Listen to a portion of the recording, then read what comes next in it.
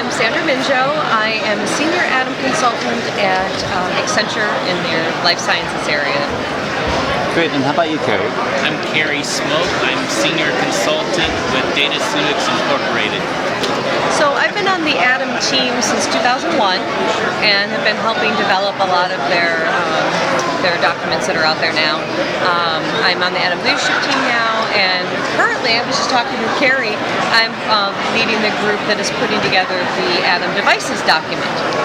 So, and Carey, yes, I co-founded the medical device team back almost 11 years ago, and I'm also a co-leader of the medical device team, so I've been involved since its inception. And that's on the SDTM side? SDTM, yes. So the big thing that we're doing, there's two main things we're doing. One is a device level analysis data set. So something like the subject level analysis data set, but really focused on devices like Carey was talking about in his presentation today. Sometimes the analysis is, the need is really about the device and not about the subject. So this is an opportunity to kind of pull that together for that analysis purpose. And the other thing is to include that device ID information in the other atom structures when you need it. So in the BDS structure, the occurrence structure, we gave no thought when we created those structures initially to how they would apply to things like devices. But just simply adding device ID really makes that structure useful for a lot of the device analysis needs. So I've been working on the SDTM. We published it in 2012 with 7 medical device SDTM domains, and since then we've also been working on CDASH elements. But the adoption of the SDTM is where I really have been trying to be an advocate, because CDRH, the device branch of the FDA, is not requiring the SDTM be submitted for medical devices, and sponsor companies are slow to adopt. So really a lot of my work is trying to encourage both the agency and sponsor companies and CROs to start adopting what's there. We just have a couple of people on the Atom team with real device experience that are putting this document together. And my purpose is actually not to bring the device expertise to the group, but to bring the how do you create an Atom official document experience to the group. So I'm learning about devices by helping them put this device document together. Yes, well, there's a lot of information about devices that is not subject related. So the information about device is independent of the subject, and so that's a concept that is hard for people to initially grasp, but it's something that's very important because you need that information. It's like a relational database. You don't want to put device information into subject domains. It's very inefficient. So the device domains have efficiencies that are built into them and really can help.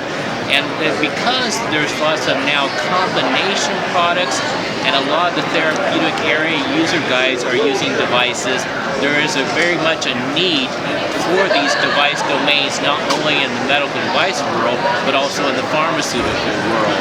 And I see it, that's going to really help drive standards for medical devices, is the combination type products. Well, they're tough reading.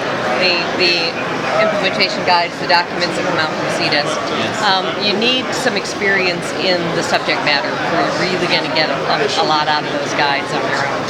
So it's, I'm one of the Atom trainers, and so I give training, and it's interesting. Sometimes I'll get people with no experience whatsoever who come into training, and they're immediately lost. And then I'll get people who have lots of experience, and they're bored silly. So it's really tough to kind of tailor training and conversations about Atom to the right level. But you can read the guides. There's a lot of you can join the Atom team. You can learn a lot about Atom by being on the Atom team.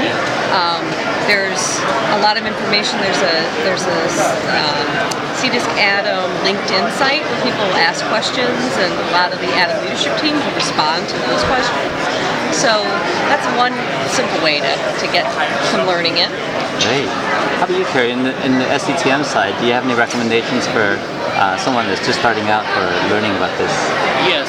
So there is an SDTM medical device implementation guide and we did the best we can to provide examples, but getting the examples from companies was a very hard project. So one of the things that I think needs to happen is that we need better examples in the implementation guide, but it needs to come from the companies that are actually doing the work.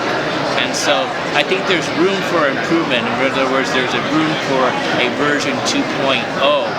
But I think the basic thing is just to start trying to understand that there is device data that's separate from subject. There's device data that does use subject data, and to read through the examples and begin to start implementing, and to contact people like myself and other people on the device team when they have questions. So we do have a medical device leadership team, and we're willing to to help companies and also work with the FDA to understand how this can bring efficiencies to their work. And I think just to keep in mind that, all of these standards that are out there are really geared toward that 80% of Yes. studies.